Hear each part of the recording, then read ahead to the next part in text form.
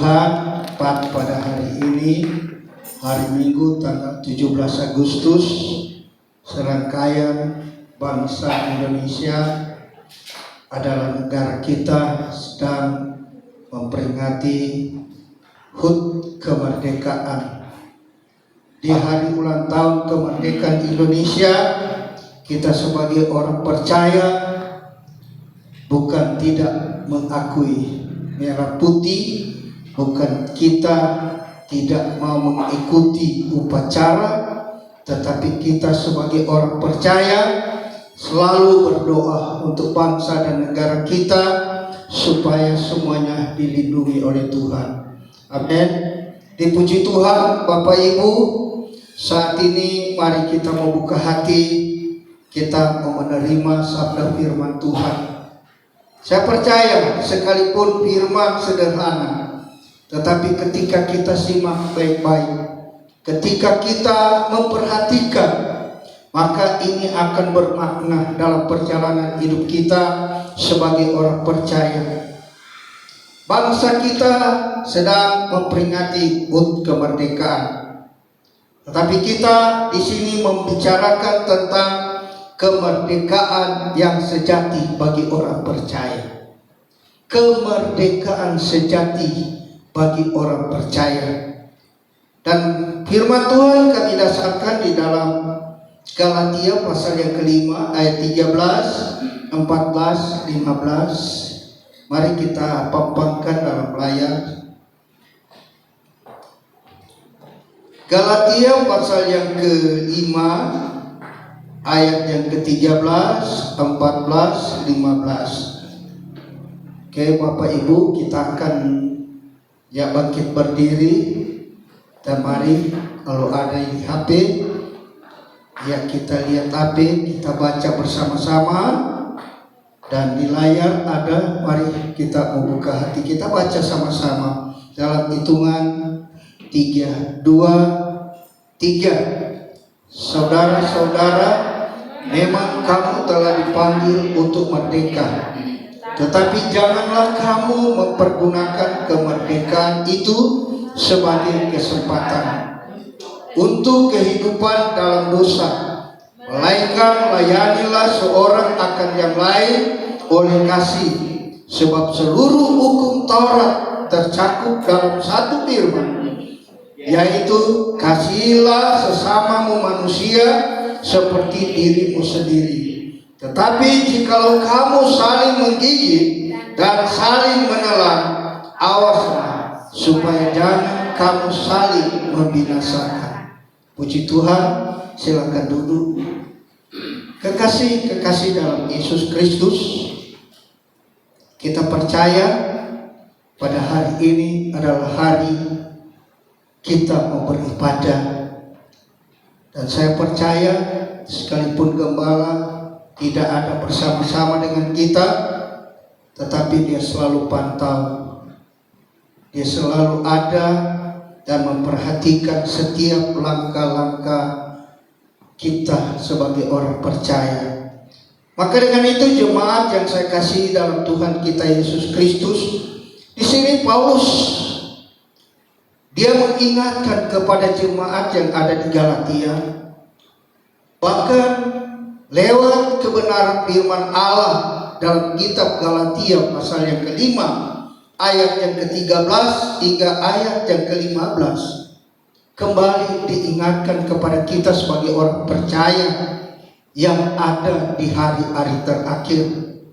Nah, serangkaian kita melihat hari-hari terakhir ini adalah hari-hari penentuan bagi kehidupan orang percaya, bahwa sesungguhnya Alkitab berkata bahwa kita dipanggil untuk merdeka, tetapi janganlah kamu mempergunakan kemerdekaan itu sebagai kesempatan untuk hidup dalam dosa, melainkan layanilah seorang akan yang lain oleh kasih, sebab seluruh hukum Taurat tercakup dalam satu firman ini, yaitu kasihilah sesamamu manusia seperti dirimu sendiri.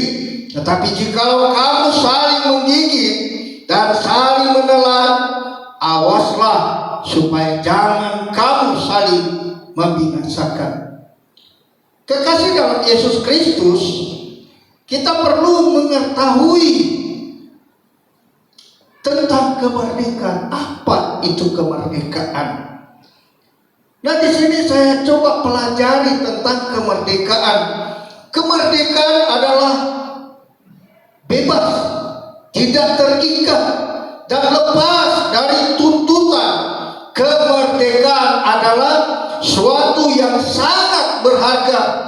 Banyak orang yang rela mati demi kemerdekaan bangsanya. Jadi kita contohi bangsa kita. Pertama, negara-negara yang datang untuk menjajah kita. Portugis datang guna apa? Menjajah, merampas rempah-rempah yang ada. Dan kebanyakan semua lari kepada bagian timur. Baru sesudah itu Belanda. Berapa lama? Menurut sejarah, orang Indonesia mungkin hampir lebih lama dengan bangsa Israel dijajah di Mesir. 350 tahun Belanda menjajah Indonesia. 34 tahun Israel dijajah di Mesir. Jadi betapa lama kita dijajah, sehingga kita tidak ada kebebasan. Lepas dari Belanda, kita dijajah pula oleh Jepang. Jepang terlalu bengis.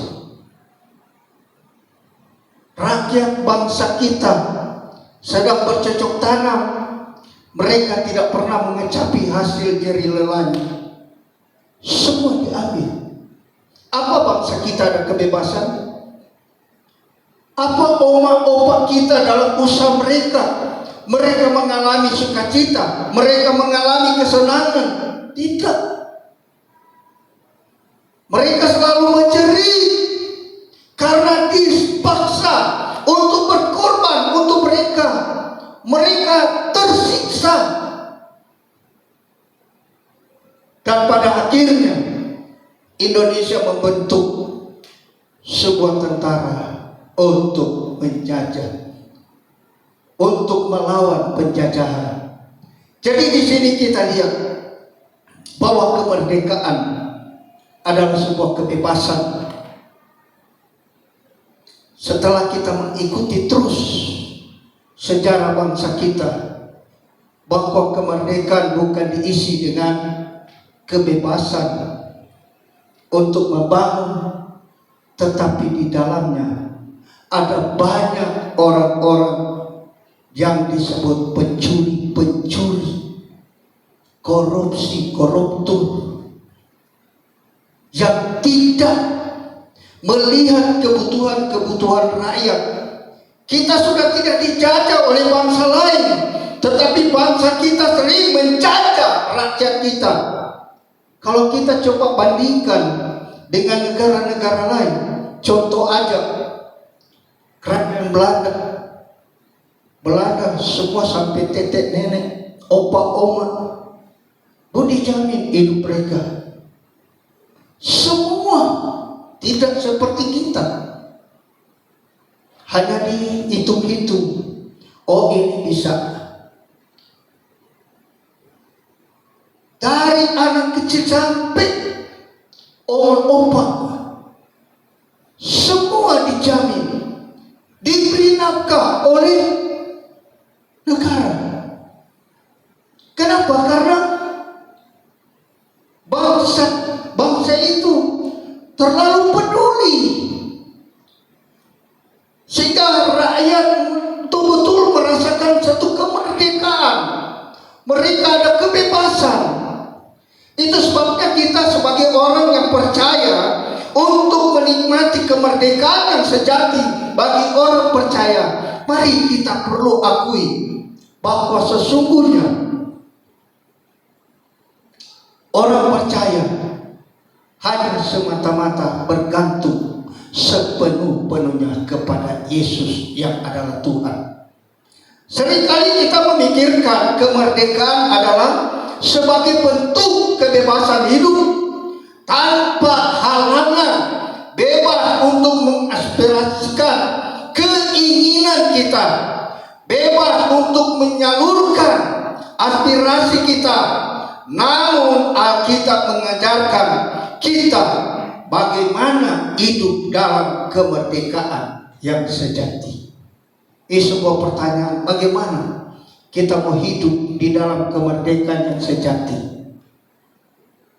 Inilah yang perlu kita menyadari. Dan coba kita kembali mengoreksi dan bertanya pada diri kita, sudahkah benar-benar kita dimerdekakan atau masih sering dijajah?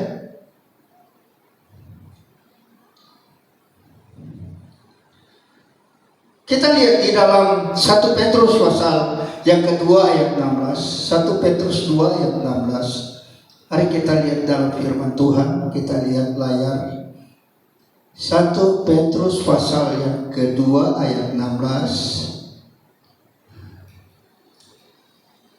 Ya oke, kita coba baca sama-sama. 2, 3. Hiduplah sebagai orang merdeka dan bukan seperti mereka yang menyalahgunakan kemerdekaan itu untuk menyelubungi kejahatan-kejahatan mereka, tetapi hiduplah sebagai hamba Allah. Di Alkitab dia mengatakan, hiduplah sebagai orang merdeka. Hiduplah sebagai orang yang sudah bebas. Hiduplah sebagai orang yang sudah tidak ada beban. Bebas. Tetapi Alkitab berkata, mereka yang menyalahgunakan kemerdekaan itu untuk menyelubungi kejahatan-kejahatan mereka, tetapi hiduplah sebagai hamba Allah.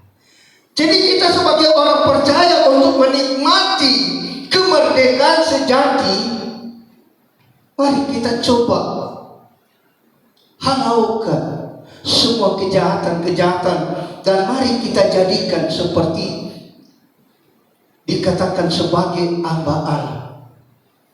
Sebagai seorang hamba Allah,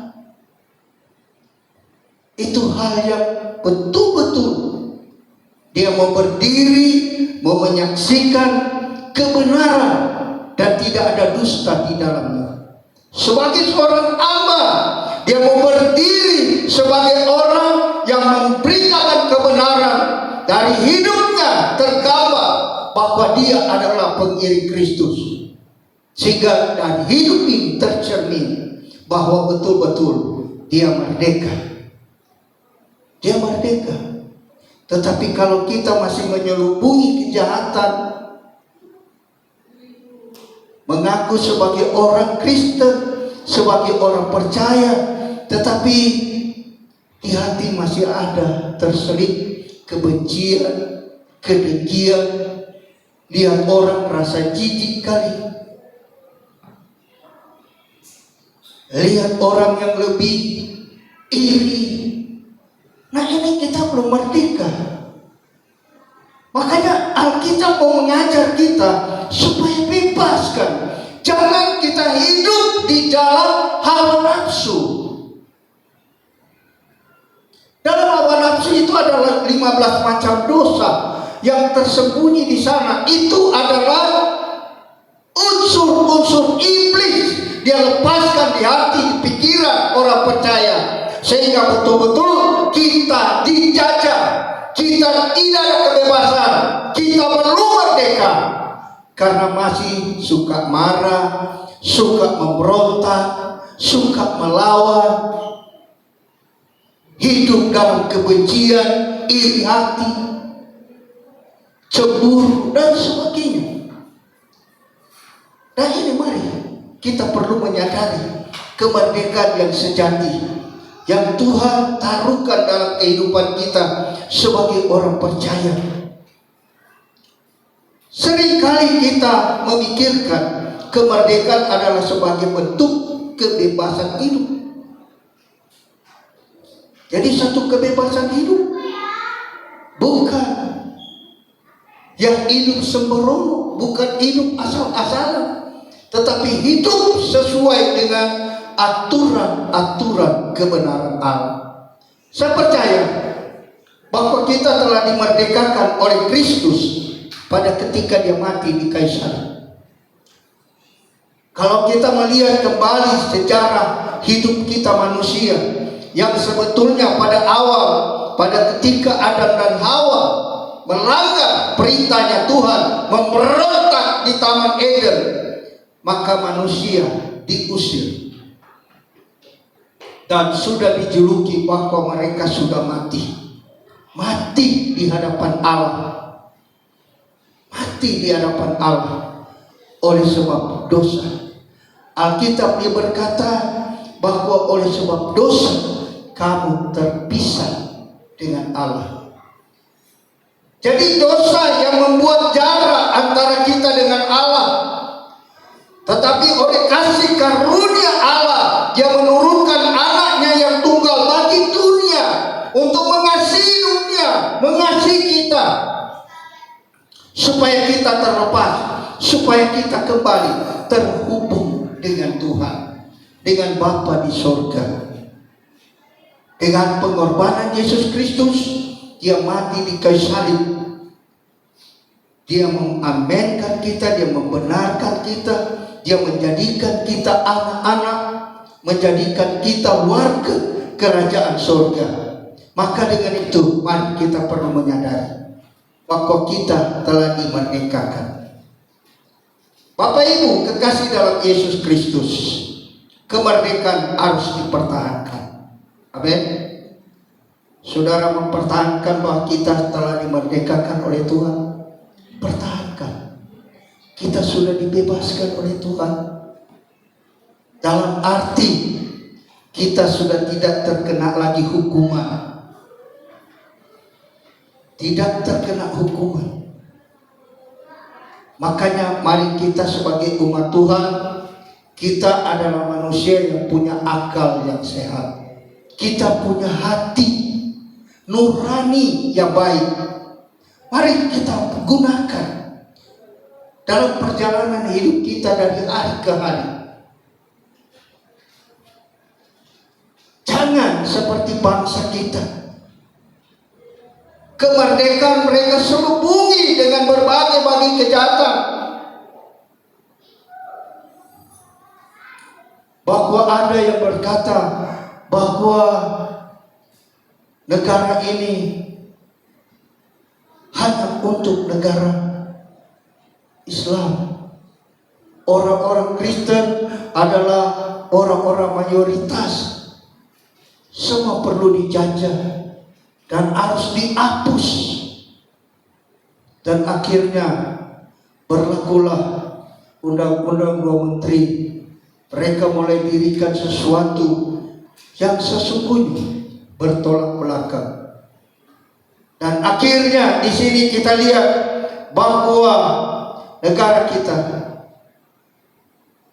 sering dicela oleh bangsa-bangsa yang lain. Maka dengan itu kita sebagai orang percaya, kita menyadari bahwa oleh pengorbanan Yesus kita sudah dibebaskan. Kita sudah dibebaskan. Alkitab dia berkata di dalam Roma pasal yang ke-6 ayat 7 dan ayat 17, 18 hingga ayat yang ke-22. Kita baca di sini. Mari saya bacakan di sini. Syukurlah kepada Allah. Dahulu memang kamu hamba dosa, tetapi sekarang kamu dengan segenap hati telah mentaati pengajaran yang telah diteruskan kepadamu. Kamu telah dimerdekakan dari dosa dan menjadi hamba kebenaran. Aku mengatakan hal ini secara manusia karena kelemahan kamu. Sebab sama seperti kamu telah menyerahkan anggota-anggota tubuhmu menjadi hamba kecemaran dan kedurhakaan yang membawa kamu kepada kedurhakaan, demikian kamu sekarang harus menyerahkan anggota-anggota tubuhmu menjadi hamba kebenaran yang membawa kamu kepada pengudusan. Sebab waktu kamu hamba dosa, kamu bebas dari kebenaran. Dan buah apakah yang kamu petik daripadanya? Semuanya itu menyebabkan kamu merasa malu. Sekarang karena kesudahan semuanya itu ialah kematian.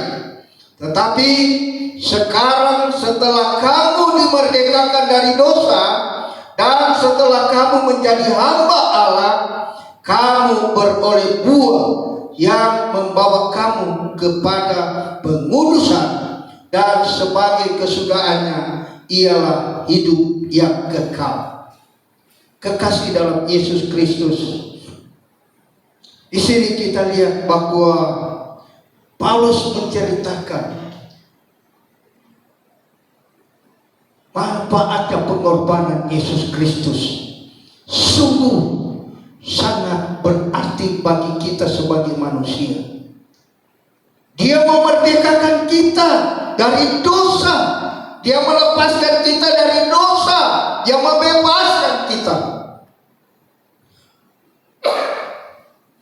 Sehingga kita bukan lagi hamba dosa. Dan bukan lagi diperhambakan oleh dosa. Tetapi kita menjadi hamba kebenaran. Saya percaya rata-rata kita semua telah dipanggil kepada kebenaran lewat pengorbanan Yesus. Yesus menjadikan kita hamba kebenaran. Amin. Hamba kebenaran. Jadi kita hari-hari ini tunjukkanlah sebagai hamba kebenaran bahwa kemerdekaan sejati telah terjadi di dalam hidup kita. Yesus telah memproklamirkan kita daripada dosa. Dia telah melahirkan kita kepada kebenaran, sehingga kita berjalan dalam tuntunan kebenaran. Tuntunan kebenaran, jangan lagi masih dijajah. Banyak orang masih dijajah merdeka sejati. Dia perlu menyadari bahwa dia adalah warga kerajaan Allah. Seperti hari-hari yang ramai-ramai begini, kita lihat ada begitu banyak gereja tidak ibadah. Bahkan berbeda dengan sebelumnya. Anak-anak Tuhan, jemaat-jemaat yang ada mulai berkurang. Jadi di sini jangan sampai akan ada cerita, oh kalau ibu gembala semua pada lengkap komplit, musik komplit, WL singer bersemangat, tamborin. Tapi kalau enggak ada, ya Pak Rudi kok lagi Pak Rudi ke khotbah panjang. Saya khotbah sesuai kebenaran firman. Saya membuat Bapak Ibu membawa Alkitab itu bermanfaat datang ke gereja. Bukan habis baca ayat pokok tutup, jangan dengar. Tidak ada kelanjutan untuk menopang ayat pokok, sehingga kita tidak temui tujuan. Saya bukan melecehkan orang-orang yang berkhotbah, tidak. Tetapi ini ajaran yang saya dapati, bahwa yang diwakilkan oleh Tuhan, bahwa supaya ada dukungan-dukungan yang meyakinkan kita, seperti kemerdekaan ini. Kita merdeka dari apa? Kita lihat di ayat lain, kita perhatikan. Ternyata bahwa oleh pengorbanan Yesus, kita tadinya adalah hamba dosa. Tetapi sekarang kita dipanggil kepada kebenaran, menjadi hamba kebenaran. Dan dulu kita di dalam diperhambakan oleh dosa, buah-buah dosa. Apa? Dipermalukan, dilecehkan, dicemooh orang. Tetapi sekarang setelah kita dimerdekakan oleh Tuhan, Alkitab berkata, yang membawa kamu, dia berkata bahwa hidup kesudahannya ialah hidup yang kekal. Ini buah-buah yang kita peroleh. Makanya Bapak Ibu yang saya kasih dalam Yesus Kristus, marilah kita mau bertumbuh di dalam diri. Pahamilah bahwa kita sudah tidak terikat. Kita diajar oleh Tuhan untuk berdiri sendiri, dewasa, bertanggung jawab apa yang kita kerjakan di dalam Tuhan. Ada rasa takut yang sungguh-sungguh kepada Tuhan. Jadi kalau kita belajar lebih dalam bagaimana tujuan Tuhan untuk memerdekakan hidup kita, sungguh Dia akan menghapuskan semua yang masih melekat, baik di hati kita, di pikiran kita, dalam tindakan-tindakan kita, apapun Dia mau supaya hidup kita adalah kudus. Hari-hari ini jangan kita meremehkan kekudusan Tuhan. Tunjukkanlah kita bahwa kita telah merdeka sepenuhnya oleh karena penebusan darah Yesus.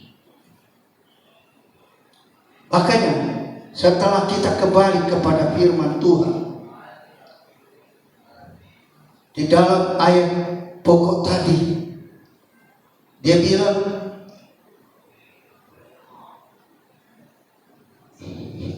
kehidupan dalam dosa, melainkan layanilah seorang akan yang lain oleh kasih, sebab seluruh hukum Taurat tercakup dalam satu firman ini, yaitu kasihilah sesamamu manusia seperti dirimu sendiri. Siapa sayang dirinya? Coba angkat tangan. Sayang itu diri sendiri. Ada yang tidak sayang? Semua sayang itu diri kan?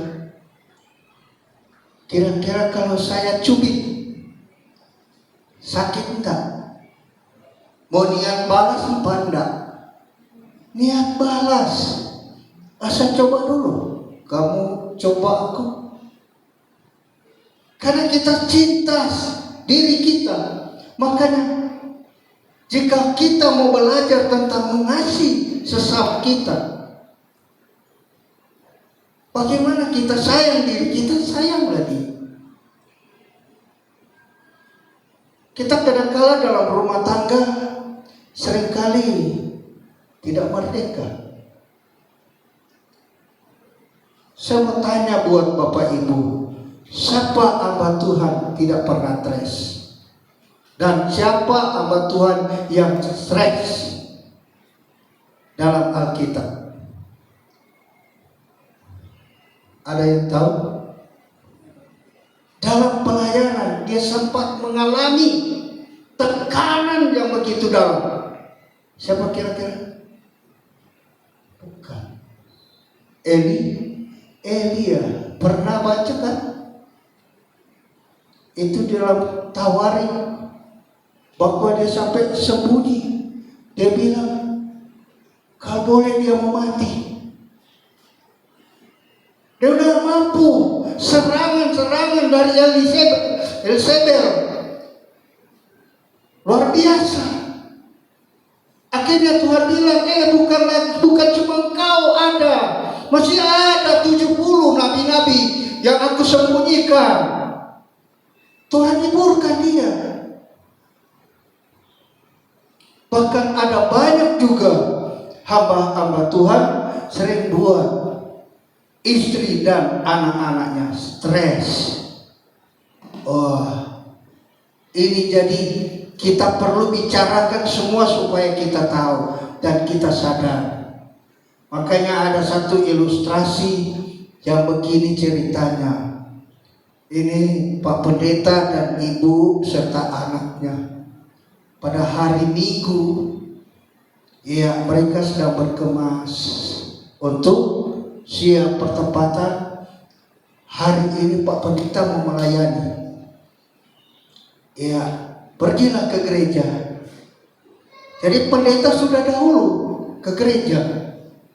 Dia sudah dahulu ke gereja. Baru ini istri dan anak yang ke belakang. Dan akhirnya sesudah ibadah selesai, mentara berjabatan tangan untuk pulang, muncullah istri dan anak di depan gereja. Baru sudah itu pendeta datang, dia keluar, panggil mama, anak, "Ma, kenapa baru sampai terlambat datang?" Yang jawab anak, "Pak, mereka udah bawa koper." Ini istri dan anak sudah bawa koper.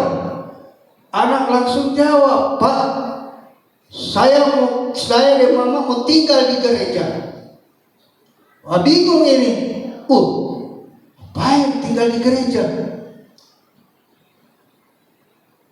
Langsung anak jawab, "Papa kalau di rumah bengis, tapi kalau di gereja, lembut, manis, dan sebagainya. Makanya kami mau tinggal di gereja supaya papa lembut-lembut." Banyak kan yang begitu. Ya, ini juga tertegur buat pribadi supaya kita sadar. Jangan lembut di depan orang, di rumah serigala berbulu domba. Nah, jemaat-jemaat, marilah salinglah cinta satu dengan yang lain. Kasihlah. Nah, itulah satu bentuk Tuhan bagi keluarga, terlebih ke keluarga Kristen. Bukan saling membalik belakang, saling cuek, tapi salinglah mengasihi, terlebih saling mendoakan. Jangan lihat kekurangannya, kita angkat kekurangannya, malah kita cerita ke orang lain, cerita ke tetangga, "Oh, suami saya begini." Wow, itu sudah keterlaluan, sudah hilang kasih. Makanya saya percaya bagi kita sebagai orang yang dipanggil oleh Tuhan masuk dalam kebenaran, biarlah kebenaran yang ada di hidup kita. Amin. Hidup benar, hidup yang penuh kasih. Makanya dia katakan bagian terakhir di dalam ayat pokok tadi. Dia bilang dalam ayat pokok tadi,